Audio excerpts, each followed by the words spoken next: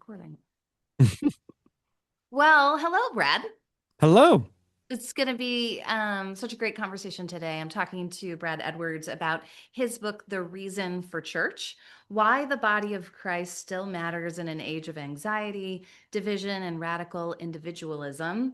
I'm really excited to just kind of jump into the conversation. I didn't see this book until it came out as the Christianity Today 2025, right?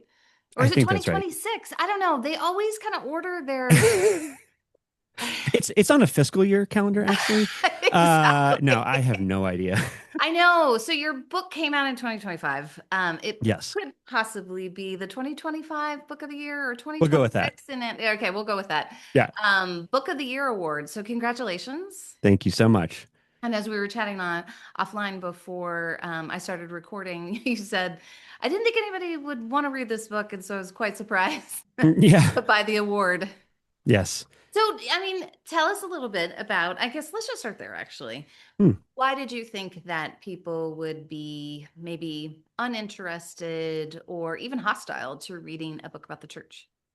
Yeah, I think anyone who is even remotely aware of the conversations that happen on social media, for example, or the way journalism has covered all kinds of both very valid and legitimate examples of institutional authority being abused, there is just an entire, honestly, there is an entire industry now around unearthing spiritual abuse and in ways that there are always trade-offs to anything like this, right? Because it does absolutely highlight and mostly covers legitimate like problems and institutional unhealth in the church, but also um, when our news feeds are just completely saturated in this stuff, it gives us everybody the impression that this is a way more common and way more pervasive problem than it actually is. And that's not to say that it's not a problem or we shouldn't take it seriously.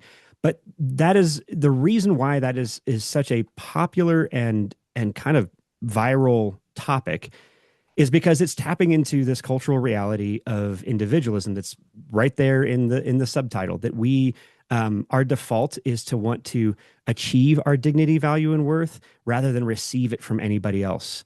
And I think you don't have to look any further than just like the Disney catalog for all kinds of stories and examples of where we celebrate someone going off the beaten path, that not everyone who everyone who wanders is lost. Hmm. And Wait, wasn't we that Tolkien? I don't yes know. I it have no idea. yeah, no, it was. But It's Tolkien okay, in okay, Lord of the okay. Rings. Yeah, but it's also taken out of context to use something Yes. Tolkien did not mean. But that's Okay. actually really Gosh. okay with individualism because you're creating your own meaning, significance, and purpose. You are the author of your own story, and so the idea of the church being true, good, or beautiful, or like the most humanizing means of receiving an identity is not just foreign. It's actually potentially really offensive and deeply, profoundly uncomfortable for an individualistic society. Hmm. It's so interesting to me that, I'm so curious about the generational perspectives here, and maybe we'll get Mm, into that level of discussion in the midst of our conversation. But, I stand at middle age, and sort of look back over my life and think to myself, and I've written in my next book, I can't imagine having grown in Christ apart from the church. yeah. And I actually think about raising kids, and how important the church has been to our parenting journey, and just sort of like the proverbial village, which is the church, and so often just the church shoring up, what my husband and I tried to do as we raised our five kids. And when I think about our older kids now making their way into the world, we've got some adulting children. And one of the things that makes me happiest is to see them to choose to belong to a local church. Yes. And I don't think that happens just because I don't think that happened because we said anything in particular. I think it's just because we went to church year after year after, Sunday after Sunday, year after year kind of thing. And when I think even about growing up in the church, it's become an inheritance that I treasure more and more, I think, the older Wow. that I get. So I know you didn't grow up in the church though. So I want you to start a little bit with your story of, where you grew up and how you came to faith. Yeah. Yeah. I it's actually in hindsight kind of amazing that I didn't like encounter a church earlier because I grew Mm. up in St. Louis, right, which is a very Catholic or post-Catholic city depending on how you look at it. And there's a whole lot of, I mean, there are a lot of churches in the St. Louis area. And so when I grew up though, I did not go to church, had never been to church until after graduating high school. And you could describe my beliefs as kind of a functionally agnostic deist, which I summarize as like, I'm not so arrogant as to believe that there isn't a God, but he sure as heck isn't your God. And so I, had this very kind of like holier, ironically, a holier than thou attitude as a non-Christian. And so when I got to college, like I was that guy, like I think this still happens. Like, street preachers come to college campuses and, yell repent at students as they're walking to class and minding their own business, right? And I was the guy that skipped class to go argue with that guy. And I loved it. And I'm pretty sure, even in hindsight, I won most of those arguments because we weren't talking about the like we weren't talking about the gospel. We were talking about just like pure like moralism most of the time. That's where Mm. most of it's coming from. So that was also what shaped my perspective of what Christianity was. And so it really wasn't until in the wake of a failed relationship where I realized I was more in love with being in love than I was in love with this person. And that I had kind of like my own achieved identity dismantled and torn apart because I believed that if I just had good intentions, that if I, wanted to do the right thing, then I would do the right thing and I wouldn't hurt anybody. And I broke her heart and it was Mm. terrible. And my whole good guy, my, identity built on chivalry just fell apart. And so that was the beginning of over a year long depression. Um, but in the midst of that, I had a friend from high school who kept pointing me to Jesus and telling me there's this guy named David who did a whole lot worse than I did and was still called a man after God's own heart. And like, if there's like, if that guy could be worthwhile to God, then I think you're still within the scope of grace here. And so I tried, randomly going to a campus ministry. Still didn't meet in a church. Still hadn't been in a church building by this point. And it's funny because it wasn't like I walked in and then the end of the story, cue the ending credits, like I became a Christian. It was it I tried going 3 times the fall semester of my junior year, and each time the only person I talked to was the person who said good morning when opening at the door and handing me a bulletin. Mm. Nobody else talked to me, right? And I remember going home that Christmas break and being like, God, if you're actually there and you're real, you're gonna need to like do something. I'm giving Toughen you up, one more please. chance, right?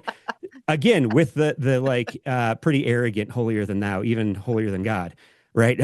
And so and I just vividly remember each step of going that next time because turns Mm. out the guy that lived in the dorm room next to me was a Christian and he happened to be there that morning. And he was like, "Oh, Brad, I didn't know you were a Christian." I'm like, "I'm not." And he's like, Hmm. "Oh, oh, So we're glad you're here. yeah, no. I mean, I saw like in hindsight, I saw all of the like the aha moments, the series of aha moments flash across the guy's face, and he was like, "You want to sit with me?" I'm like, "Yes, that'd be great. Thank you." God, I almost had to ask. It was a little bit like pulling teeth, but then I was asking about the Bible study that was in the announcements, and he was just like, "Oh yeah, that happens. It's in our dorm." And he was like, "You want to go?" Like, "Yes, that'd be great." And so I started attending this campus ministry and went on a spring break service trip with them when, yeah, I came to faith and got baptized, and it was Mm. crazy. And so it was only about a year after that that started feeling called to ministry, also kicking and screaming in a lot of ways. So yeah, it's kind of a wild story. I was a Christian for all of about a year and a half when I started my first semester at seminary. So Wow. it was fast. It was a wild ride. That's amazing. Yeah. It's interesting, and I don't want to like go too far down this rabbit trail, but so often people pit, the church and the parachurch ministries, and you became a Christian through a parachurch ministry. And I'm wondering, how do you look back on that now? Man, I'm I'm a PCA pastor, and in the Mhm. PCA we have a college ministry called RUF, and I think it is the best version of this because their whole model is that we're not going to do something on Sunday morning because we want students to attend a local church, and so we do a midweek kind of service, and I love that, and I think that's the best version of what parachurch ministries can be, Mhm. and but also they often can kind of just like any institution, they can start existing for their own sake, and that introduces some real challenges. And I was really lucky and fortunate, well, I mean, blessed, really, that literally the day after got baptized, a really great guy named Mike Tolliver, who he took me under his wing and started discipling me. And he had a high view of the church. And so that shaped and formed my view of the church too. And so I found it very important as a baby Christian to become a member of a church very quickly. Mhm. And so I'm really, really grateful for that. And I think that's not always the case, but yeah, I think that's the best version it can be for sure. Hmm. I also know, I don't know if you know Campus Outreach, but a little shout Hmm. out to CO just because I have a really good friend who's on staff and I love their model of ministry where they are sort of under the authority of a local church and it's kind of assumed like the people you're discipling, they're coming to church with you. And I'm amazed at the way God works, because I think back to my participation in Young Life. I mean, I grew up in the church, so I was a Christian before I started to participate in Young Life, but I had a lot of friends in high school. I mean, really, truly a core group of friends who became Christians through Young Life, got involved with Crew at Miami University in Ohio, and most of whom like went into ministry, and love Mm, the church. They're pastors in wow. churches right now. And so God can do so many things, but I think it's good to remember that, the good of church, just church being good is not something we assume today. And which is obviously why I had to write this book. Um, Yeah. but I'm curious because you're pastoring now in Boulder and it's not a very churched area. Do you think it's harder to convince people of church being good? Is it harder to convince the believer, especially maybe the believer who's experienced some the challenges of church Mm. or the non-believer? That man, I that's a really good question because it really depends.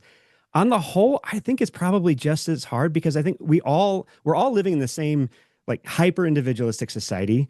And so we all carry, what I write about in the book, called these church defeaters, which is a riff on Tim Keller's defeater beliefs. And a church defeater is just this unknowing, implicit cultural assumption or value that makes, because you uncritically believe this and because it's all you've ever known, it makes deeply belonging to a church implausible, if not impossible. And Mm-hmm. so for some of us, depending on kind of where in the country we grew up and like our proximity to the church, or also how online we are and, how extreme our political views might be, all of those are, I think, actually far more significant factors to our openness to church than Christianity, which frankly, that's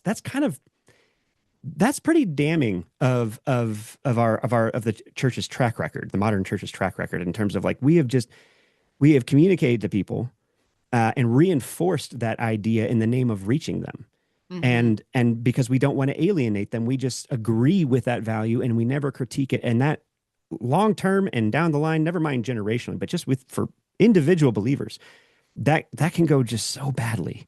Mm-hmm. So it's amazing to hear your own experience of the church being so overwhelmingly positive because every year it feels like that becomes more and more rare. Yeah. Mm-hmm. Yeah. I mean, like if we extended this podcast a couple hours, I'm sure I could tell some stories. Oh, sure. At the end of the day, I mean, I feel like, I mean, church is family, and you Yeah. don't give up on family. You really shouldn't. Please don't, Yes. don't give up on family, because it has its failures, Mm, and I feel that way about the church. And I think your book, so I want to get into those five church defeaters mm, because it's almost like you really are kind of pulling back a curtain and you're saying we can't just tell people church is good and you should go. We actually have to identify the barriers that they don't even realize are even there. Yeah. So why don't you run through those? And especially want to take the first two, and maybe we'll get into the last three as well. But why don't you tell us the five? Yeah. So the first one, and I start off with this one because it's the one that's probably especially most relevant to Christians. And it's what I was kind of just alluding to with this, our posture toward church and how the church has reinforced what I call spiritual pragmatism, right? Hmm. Which is this idea that the purpose of the church, the reason a church should exist, is to facilitate our personal spiritual growth and to fulfill our God-given potential. And while those things are good and may happen, that's actually not the purpose of church. That's actually more of a byproduct of what it means to live and follow Jesus in a way that glorifies God and is for the good of our neighbor. And so when those things are happening, when we are pursuing that telos, then we will find ourselves growing and our potential may be fulfilling. But if we put that cart before the horse, um, it won't happen in either direction. It won't happen at all, right? So that's the first one, spiritual pragmatism. The second is the sacred self, which is this kind of a combination of two things. Number one, what Tara Isabella Burton calls intuitionism, which is this idea that my intuition, my internal sense of what is true, good, and beautiful, is the only reliable and authoritative spiritual guide for life, right? So when you put that internal kind of sacredness and priority and authority, when you combine that with what's called therapy speak, you actually have both the combination of a set of beliefs, but also like a catechesis that builds the architecture and helps us communicate that intuitional reality using the categories and paradigms of therapy. But that's not actually what therapy is for. And so when you confuse those two things, it starts to lead to all these distortions that make what we hear from a pulpit or from fellow Christians feel alienating, if not maybe even threatening, right? Mm. So the third is counterfeit institutions, which is, I kind of loosely define it as digital platforms, but really we're especially talking about social media or what's called persuasive technology. These are algorithmic connection points online, but they're not actually institutions. They have what Mm. we think or feel like might be the best parts of institutions, like the frictionless communication. You described church as family. Family is messy. It's slow. It's hard. It's full of conflict. Well, you don't have to do that. You can just be on social media. And it's not that social media has like replaced church in some way. It's that it has conditioned us to expect a social media experience within church, Mm. which has all of our priors confirmed, and it hijacks the incentives within an institution and leverages that to actually extract and monetize our attention. So it's not for our good, not like an institution should be. And so that's why it's counterfeit, like counterfeit currency. It's extracting value from an existing ecosystem rather than contributing something to it, right? The fourth is uncivil religions, and this is a lot more complicated than it sounds because Mm. it might feel like or seem like politics have become a functional religion, and I think that is what I'm describing there. But understanding the mechanics of like how that happened, why that happened, and why even people who either claim Christian faith but also may not think of politics as a religion, that is how it's functioning in their life morally, in terms of meaning and existentially, in all kinds of forms, especially. But the kind of the key there is through association, right?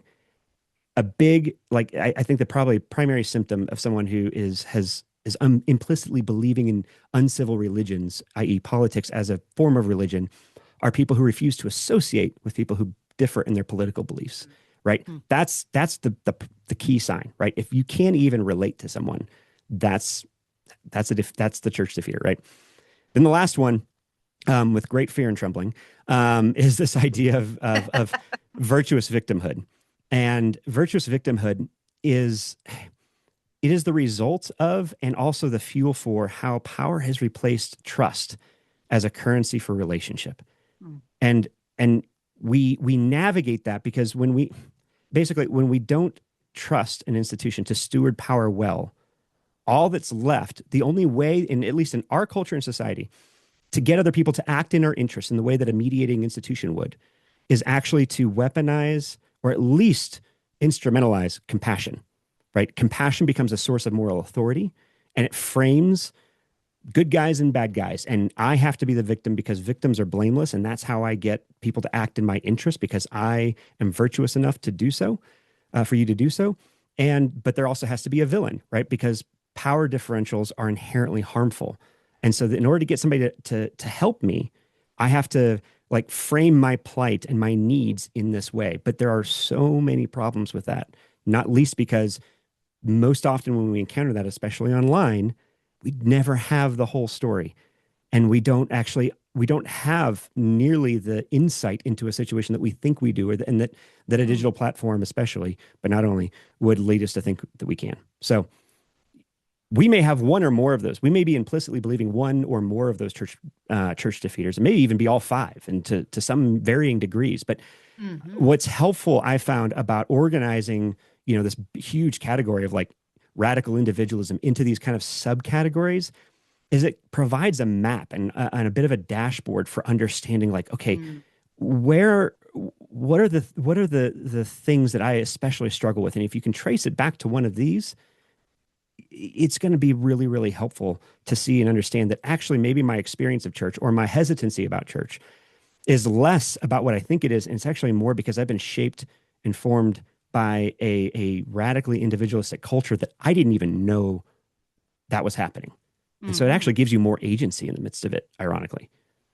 Does it also, and I want to get into the individual church defeaters, but does it also give pastors language for just addressing some of these things in other contexts? It doesn't even have to be, you know, here's why you should come to church, but how do we think about, the therapeutic turn, for example, in the 20th century? Like, are these just almost sort of ways in which you're informing the pastor that, okay, the people sitting in the pew, these are what keep them from truly giving themselves to the life of the church? Oh yeah. Oh no. In many ways, the genesis of this book was me completely failing to do that well, right? Mm. Because, um, you know, I'm a church planter and lead pastor of a church in Boulder County that we launched all of 2 Sundays before the weekly worship. We launched 2 Sundays before the 2016 presidential election. So I have not been bored. Um, I have also not slept well since then, but Hmm. it's a long decade. But anyway, the we very surprisingly for a place like Boulder County, we grew a lot faster than we expected. And the people that we were trying to reach, our neighbors, absolutely came. But even more than that, we had a flood of people who I would describe as either like refugees of evangelicalism, Mhm. and or like spiritually mixed marriages where one person's a Christian, the other one's not, and they're like, how do we actually find a home somewhere? But Mm. the common denominator for everybody was individualism. And I had somehow, in trying to reach our neighbors, basically just we came across, I think, as like just safe enough to give the church one more chance, right? Mm. And so when the pandemic hit, about 3.5 years into our life as a church, because I kind of like knew the hesitancies but didn't understand the root. The pandemic was very much a stress test, and in the first year or so, we lost about 70% of our people. Mm. And so part of my writing this book and organizing these into the defeater beliefs is, or the church defeaters is, okay, how do I connect these dots? Like, what are the common denominators here? What are the common phrasings even of just the way people are describing why they're leaving, never Uh-huh. mind the reasons themselves. And you start to notice patterns. And so this book would not exist, honestly, without COVID-19, which is a weird, weird thing. Thanks be Because to God. yeah, right. Well, Right. I think most pastors across the country know that the pandemic did not introduce anything new, culturally speaking. Mm. But it accelerated existing cultural trends such that fish who were in water and didn't know how to describe the experience of being what could actually see what was happening because of that acceleration. And so, in a whole lot of ways, this is a description, maybe a map making exercise of the landscape of individualism and how that introduces challenges for the church. Hmm. Well, let's start with the first one, spiritual pragmatism, because there was a line that you had about, oh gosh, I should probably just get it out here because it was so good, and I put it on treating the church lightly in the name of taking our faith seriously. Oh, I was like that right there encapsulates, so often. I mean, I would even just say sometimes my own, that kind of impulse to be like, am I at the right church? Like, am I growing here? Um, Mm, is this serving the needs of our family? Kind of idea, that sort of thinking. So tell us why we can't take our faith more seriously than we actually take the church. And maybe flesh that out a little bit. Give us some stories or an example of, obviously fictionalized a little sure. bit, of what that looks Yeah. like. Yeah. Yeah. I mean, I think y- part of the assumption that we have to start with is going to church is not a question of whether or not we are going to be shaped and formed, but by whom we are going to be shaped and formed, right? Because it's not that if we don't go to church, we're going to be shaping and forming ourselves. No, we are shaped and formed by the world around us. And so Hmm. it, understanding that is really, really important. Okay. Hmm. Um, so the best example I can think of like why this matters is I think every pastor, especially every church planter, understands the weird chicken and egg dynamic with youth ministry. If you don't have a youth ministry, you need Mm. a critical mass of youths in order to start one. But how do you keep them long enough to get to that critical mass that you actually have a youth ministry and it's just not a weird kind of navel gazing exercise, right? And so a lot of times, like one of the hardest things about church planting is people leaving because another church has a better youth ministry. And I remember, um, I mean, I can think of countless conversations where that happened with families at the table. But often it's, you hear this disclaimer of like, oh, it's not because they throw pizza parties. Like this isn't a consumeristic decision. It's because like our kids really want to learn and hear about Jesus, and they do that really well, and we want them to know Jesus. And in every way, I'm like, I, I get it. I have kids. I want them to know and love Jesus. I can't even like that. That is a Mm. crucible and tension that the older they get, that it feels more and more urgent. And yet, what I try to say now, after writing the book, is yeah, but what do you communicate about what the bride and body of Christ is when you say that if another body and bride, like if another family throws a better annual reunion, Pizza party. and it's not because the food's better, but it's because the people are great, Mm. right? What do you communicate about family there? What are you teaching them, and how are they being shaped and formed that they can just kind of detach from one church and go to another wherever their needs are? Like, is that picking up your cross and following Jesus? Mm.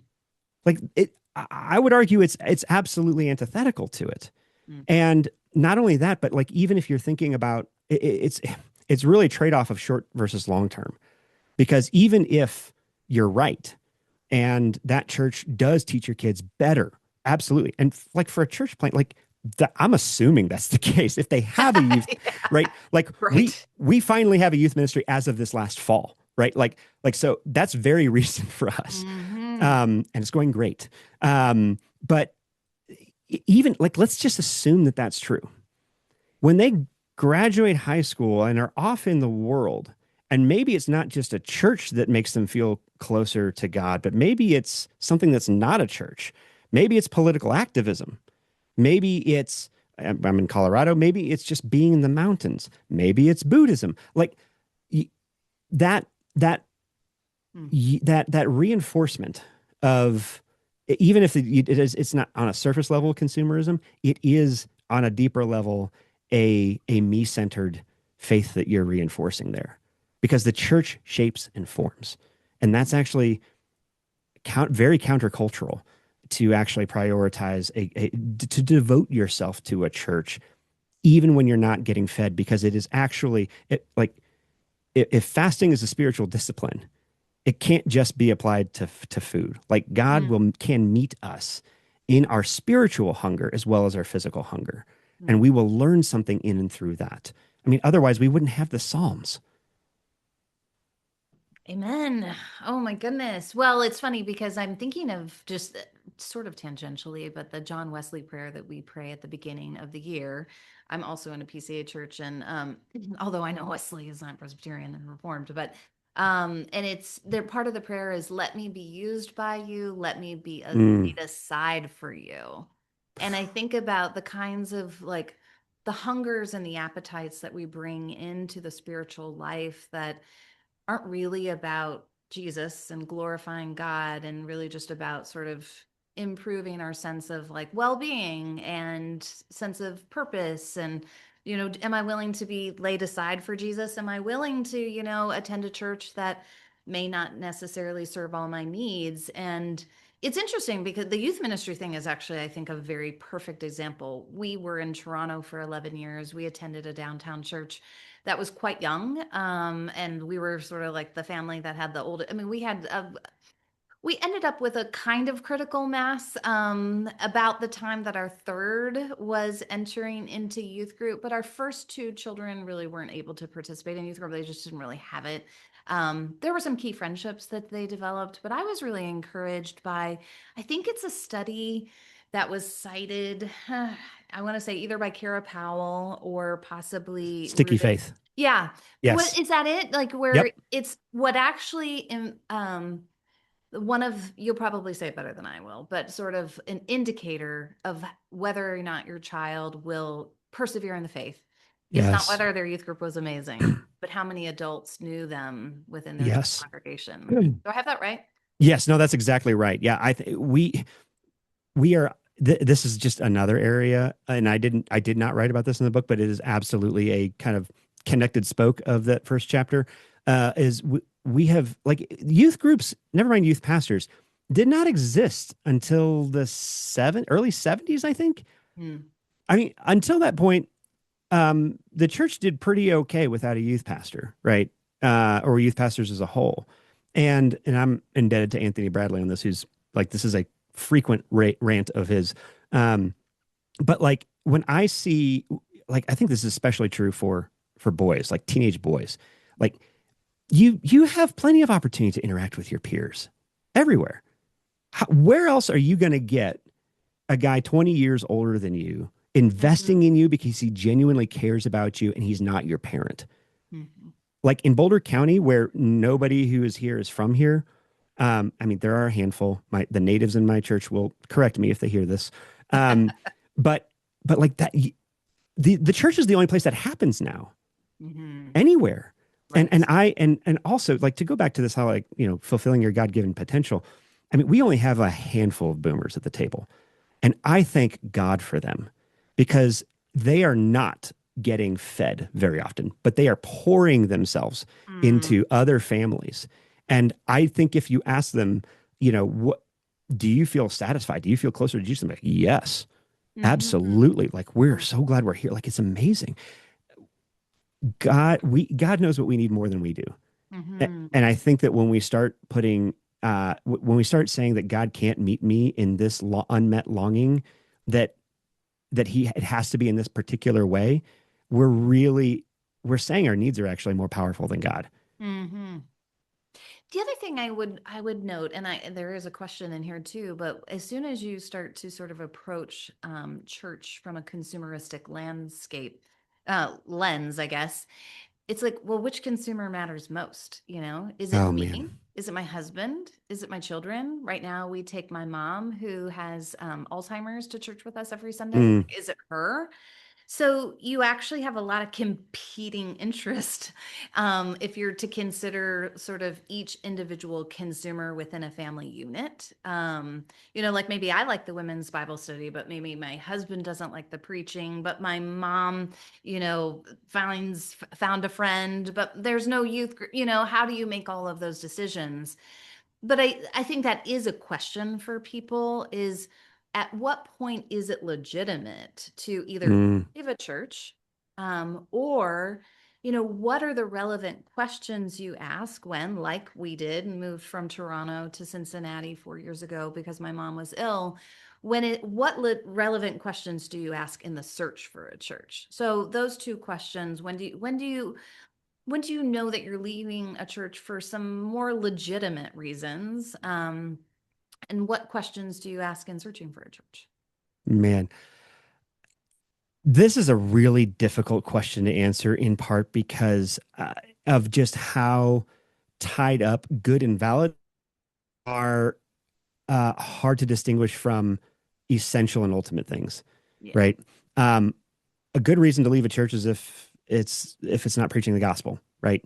If there is an abuse of authority, and by that I mean legitimately, not like I didn't like that decision that was made, or I was lovingly challenged to follow Jesus more faithfully, right?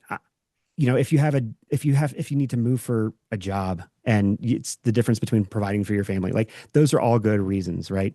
Um, but I think that in the same way, like as a pastor, when somebody, you know, if somebody at the table is like, "Hey, we're thinking about leaving," it's because of this. The first thing that I do there is try to assume, like, okay, I'm going to assume that they're leaving, but how can I shepherd them in a way that when they get to the next church, they make different mistakes, or they leave, or they don't leave for these bad reasons, right? And try to have like the holistic life of the believer in mind as I'm trying to care for and shepherd them. And I also do that because like I don't want my own like you know pastoring or leading of them to be actually about my own insecurities, or you know me thinking that God can't work through in whatever way if they're not the ones to do it, right? This is it's just a very fraught thing.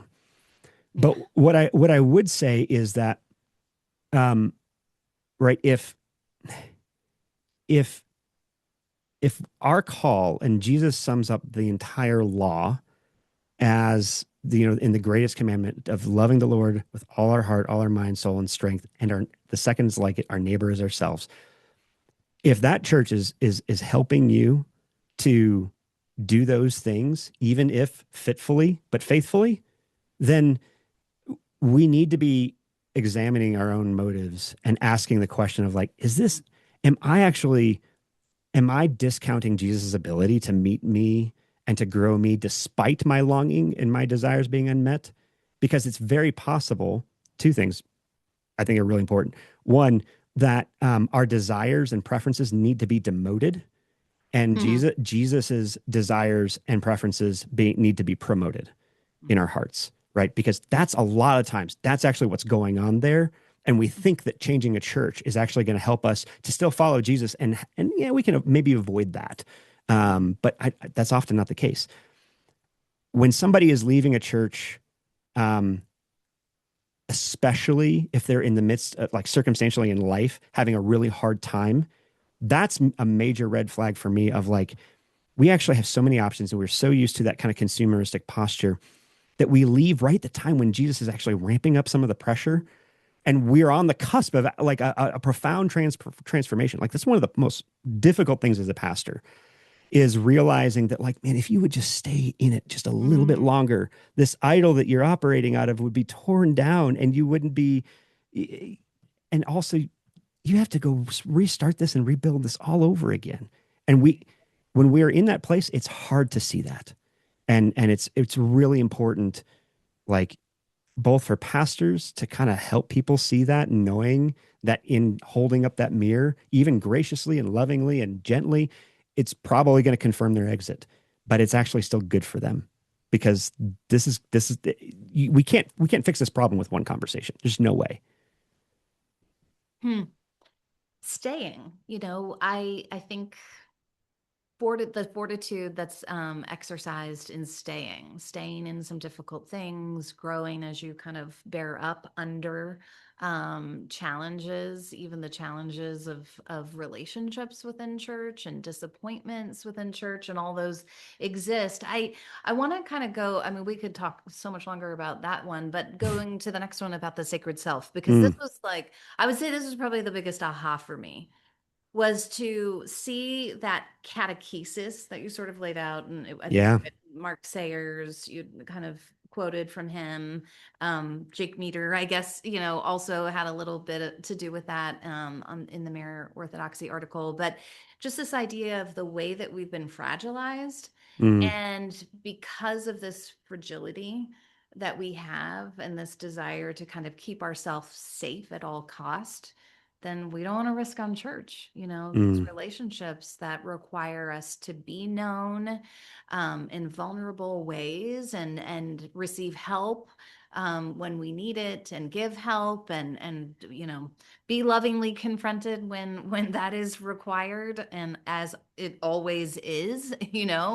um so can you just go through that catechesis a little bit? I mean, you don't have to say it perfectly, but just talk to us about this implicit kind of like worldview that we've absorbed and how it affects our view of church. yeah, and that's yeah. The I think this is of the church defeaters that I cover. It's been fascinating that this is the one that I get asked about the most. Mm. And when I talk to pastors, especially, this is the one they're saying, like, this has actually completely changed how I approach shepherding because Mm. for the reasons you just listed, right? And so the catechesis that you're referring to is this kind of like as a PCA pastor, like we have the Westminster Shorter and Longer Catechism, right? So there's a question and answer format. And so if you like took that idea and applied it to the kind of the sacred self or using therapy speak, um, it would look a little bit like this. What is the purpose of life and faith, right? The answer to that would be achieving internal peace, right? we Mhm. would we would we would feel internally like emotionally safe, and we would it is a pursuing of contentment, but it's more of a pursuing of happiness and satisfaction to get to that contentment, which is not always going to happen, rarely in fact. What is sin? The most, especially the most grievous of sin, is the causing of mental or emotional discomfort or pain, right? What is the world? Well, the world, it's this kind of worldview or defeater views the world as a dangerous place filled with pain and trauma and discomfort that I have to manage, control, or avoid, right? I describe in the book how the church is a refuge. What this is getting at is that I am the only reliable refuge. Mhm. We are what the therapeutic mindset does is it puts all of the burdens and expectations of safety that is normally found within an institution and especially the church, and now we are individually responsible for our own safety, our own comfort, and so we have to be the ones that put up boundaries, and I'm the only one that like it is. Yeah. How do you achieve eternal peace with that? It's never going to be enough, Right. right? And so the solution then, therefore, because we kind of know it's never enough, the solution to the moral ills of the world is minimizing harm, right? To create and preserve a place that's safe from harm and free of risk. Mhm. Even in the church, as you've been saying, like we've all been disappointed in the church because church is a family and family is broken and flawed, and church is too because it's filled with people, and ministry would be a lot easier without people, um, right? We And so still have it the budget, to deal with, but yeah, but a lot fewer costs. I don't know, that's but true. also no giving. So yeah, That's true. for sure. Yeah, it just doesn't like it's not like manna from heaven. That was a one-time thing, I think. But like, so in principle, this is why like, and I think this was probably these first two were easily the most common church defeaters that we encountered at the table pre-pandemic. Mm. Post-pandemic, it's a lot more mixed and diverse. And our neighbors, that's a whole different topic there. But within the table, that's part of the reason why these two were, because these are two different ways of kind of getting at the same thing, which is getting the church to help me um, achieve my purpose in life and faith, to achieve my identity and fulfill my potential. Right? Two different themes, kind of the same posture. Can you speak to the idea that there is a grain of truth in some of these this like catechesis, what is the world, what is sin? Um because I think about like I think it's Screw Tape, right? Where I'm sure it's C.S. Lewis or it's probably Tim Keller. One of those, one of those two. You It's know, hard to discern the difference sometimes, which is it, to Keller's credit. Yeah. that's amazing. Hmm. But just this whole idea of like, that lies aren't they're so much more frequently half truths than they are Mm, these kind of like just complete, dismissals of any truth at all. And I think that is what is so cunning about that catechesis, because when I think mm. about like the world is dangerous, right? So I mean, kind of go through that and maybe give us a sense of like what we can admit as partly true and where it fails us. Oh yeah. I mean, the longing for internal peace is a good one, Hmm. right?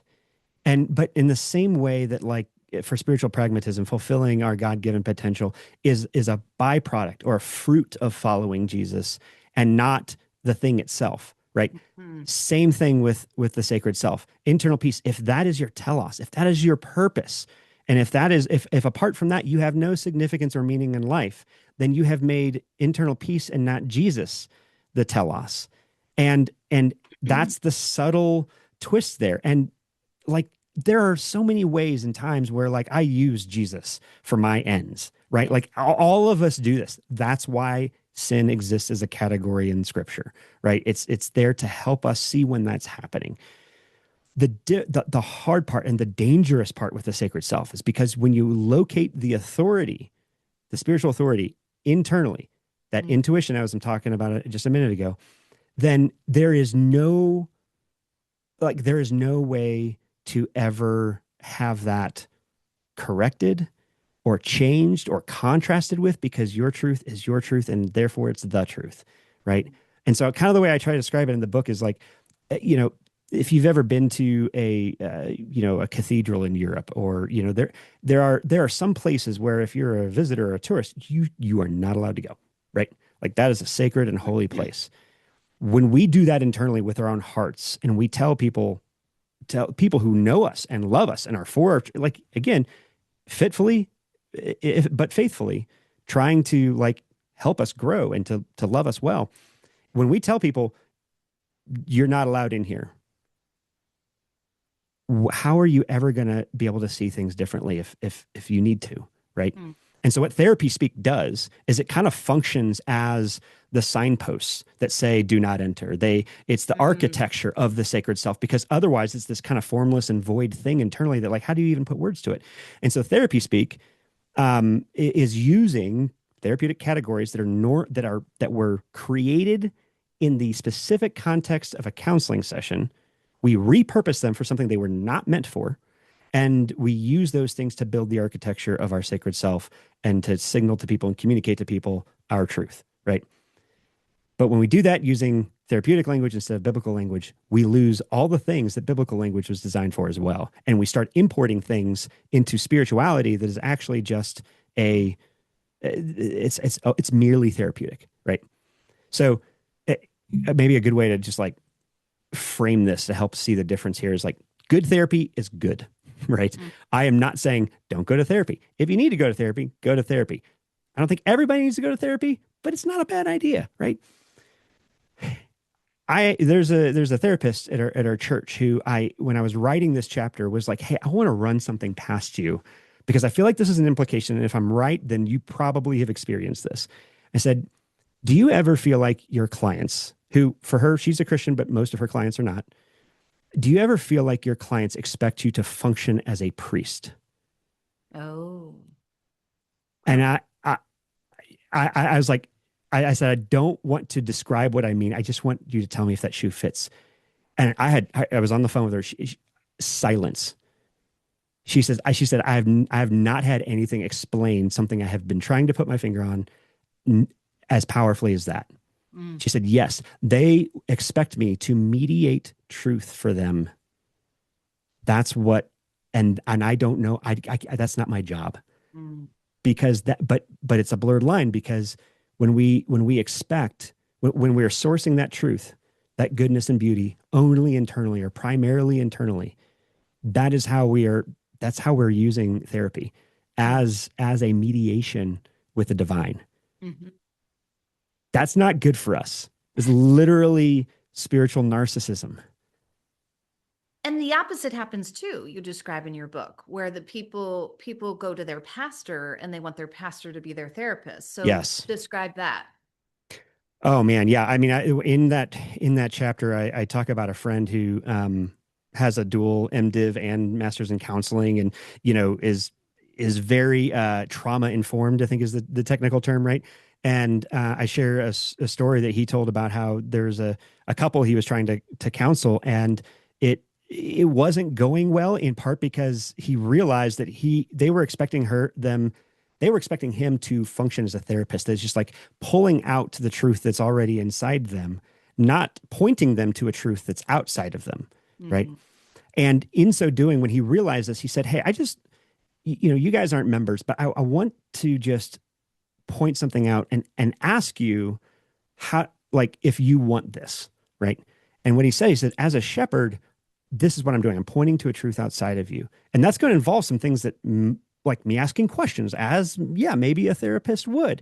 But my goal is not to get to, is not only to do that. My Mm-hmm. goal is to help you see Jesus more clearly and to follow him in every sphere of life, including in your relationship. Mm-hmm. And that means that I'm going to be that shepherding is something that's different and is going to push back gently and lovingly, I hope, and tell me if I don't. But like, that's part of it.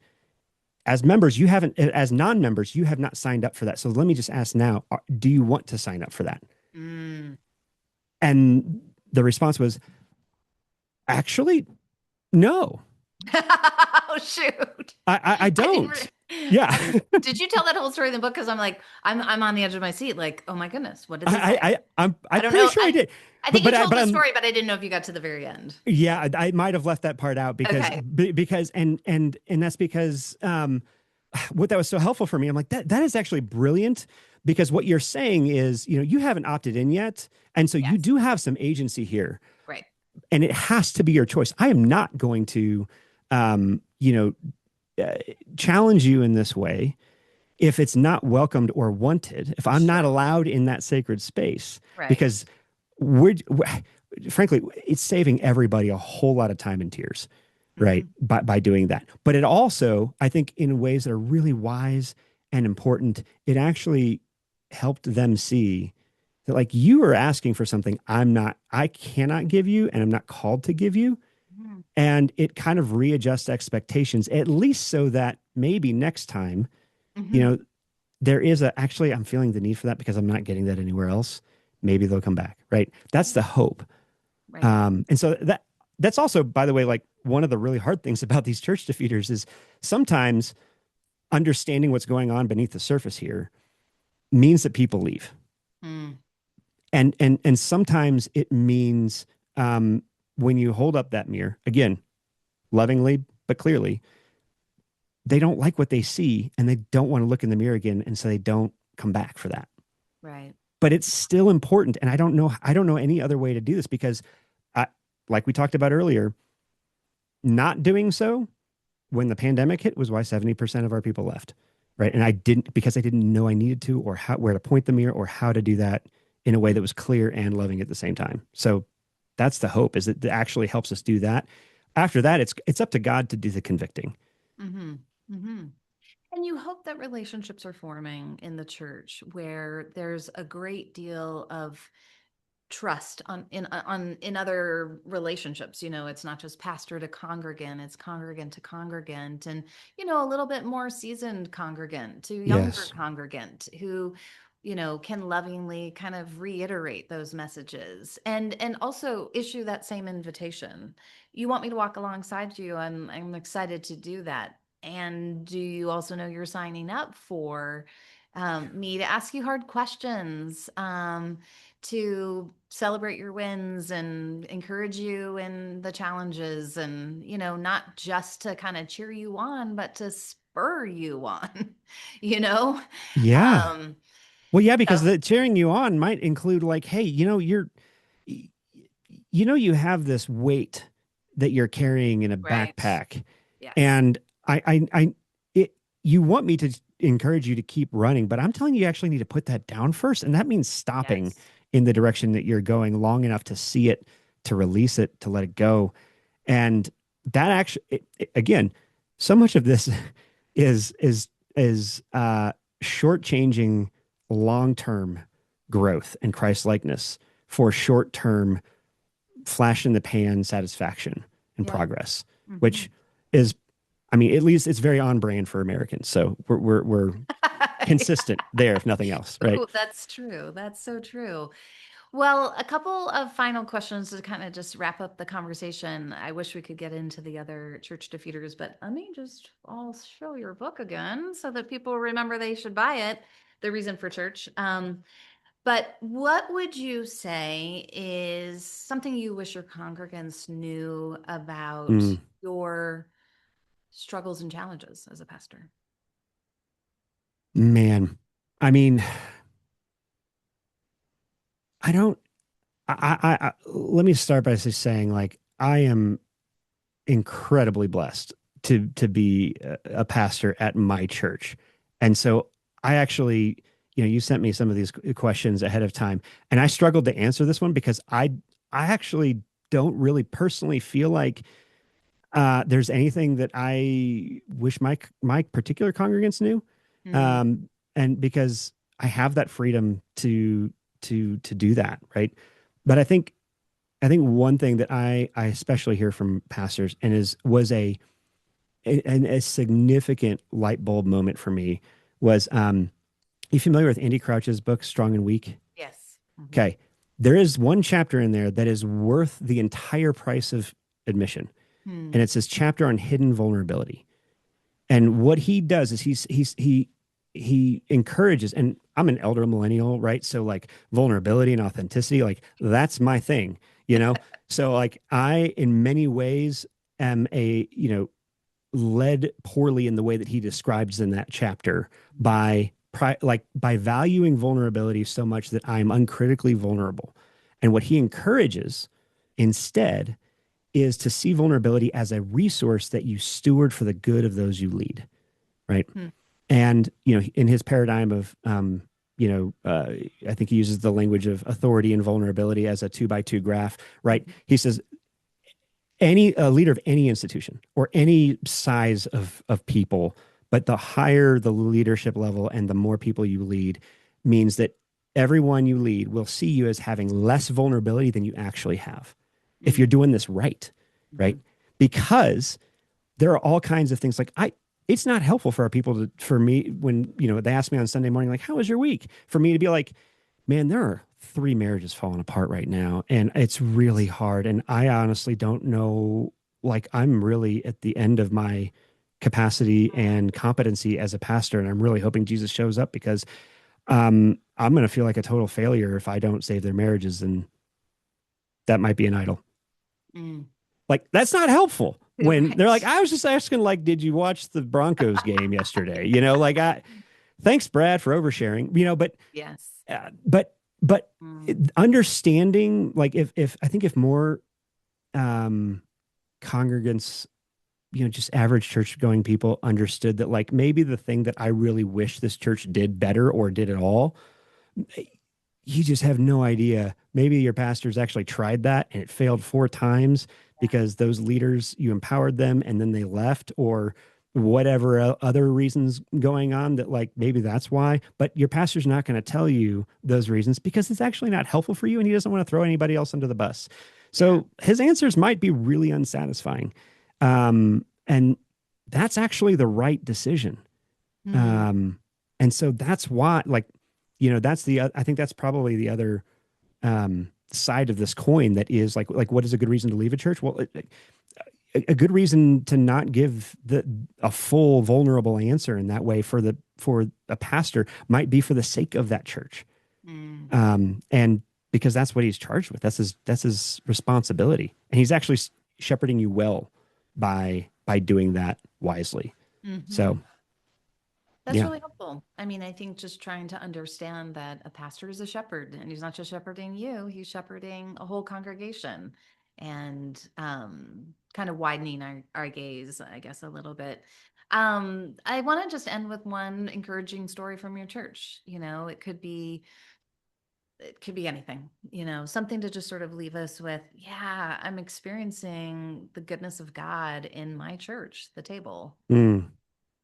Man, we're in I feel the need to like knock on wood or something because we're in like a really beautiful, wonderful season right now as a church because, pre-pandemic, we were, in a place like Boulder County, breaking 200 once a month about 3 years in is insane. Like it just doesn't happen. And that's where we were in fall of 2019. So when we lost 70% of our people and we regathered with a smaller group of people than we launched with, it was really demoralizing. Hmm. And, but in a real amazing way, it's just like, well, it can't actually get any worse.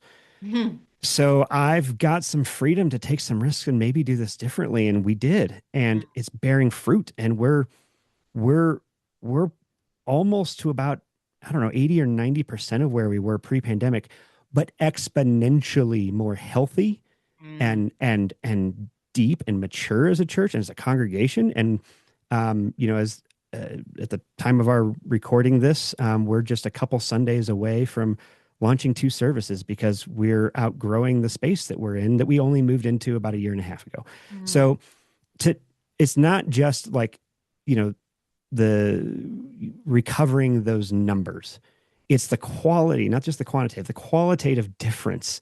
And Mm. it just feels it's like, and it took every bit of 5, 6 years to rebuild that. And Mhm. we didn't do it perfectly at all. I made so many mistakes, right? But man, it is. I am not the kind of pastor who finds it easy to trust God to bring the fruit. Mm. I am perennially tempted to like staple fresh fruit onto a tree, right? And be like, ah, there it is, right? Look at it.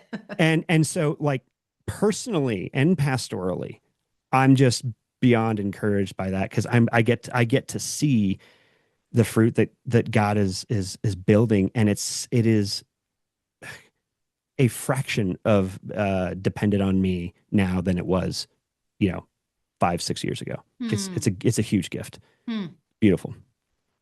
Christ will build his church, right? And the gates of hell will not prevail against it. Even And church defeaters. even church defeaters. Amen and Hmm. amen. Well, I've been talking to Brad Edwards about his award-winning book, CT Book of the Year Award for The Reason for Church, Why the Body of Christ Still Matters in an Age of Anxiety, Division, and Radical Individualism. And this has been a really wonderful, fruitful conversation for me personally. So thank you so much for joining me. Likewise. Thank you so much. This is wonderful.